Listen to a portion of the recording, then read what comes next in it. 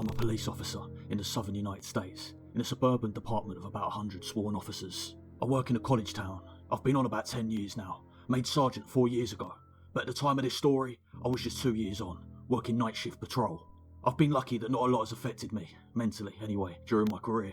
I don't have kids, and that's how it gets to you usually. You could build all the mental walls you want, but when you have an emotional connection with your kids and see something happening to kids, the walls mean nothing. Anyway, this one stuck with me. Still makes my hair stand on end, especially when it rains. It was September, just after midnight.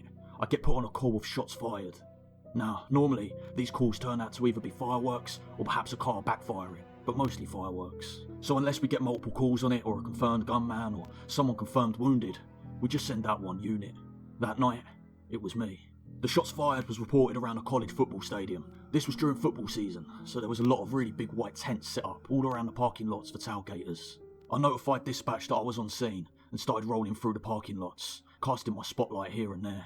It was raining, pretty heavily, and it was hard to see. About halfway through the lots, my spotlight illuminated the silhouette of a man sitting in a folding chair under one of those really big tents. I pulled closer and lit him up, notifying dispatch that I was out with one in the parking lot. His back was to me.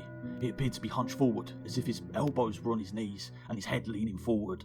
I walked closer towards him and started calling out to him. Can't remember exactly what I said, but it was something like, "Hey man, you okay? You heard anything strange? Can you talk to me?" He didn't move or answer. As I drew closer, I lit him up with my flashlight again. I then noticed the outline of a shotgun on the pavement next to him. Combined with him not answering and the nature of the call, it was enough for me to break leather and have dispatch hold the channel.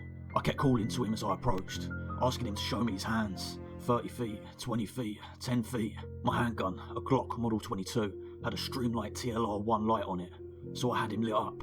6 feet, under the tent with him, 5 feet, 4 feet. I close on him, come around him to the front. Shotgun suicides are difficult. Often, if they put the barrel under their chin, the blast from the barrel will blow the gun out from under the chin before the shot ever hits them. There was a guy in my hometown that succeeded in a shotgun suicide, only because he did it in front of a pond. Put the barrel under his chin, pulled the trigger, only managed to blow his face off. Coroner said he probably ran around screaming through the hole that used to be his mouth before he drowned in the pond. This guy, however, succeeded, blew his head right clean off.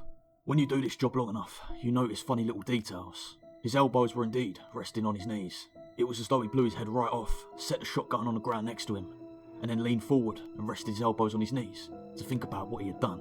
About that time, I noticed that, even though I was under the tent with him, it felt like it was still raining. And then, I looked up.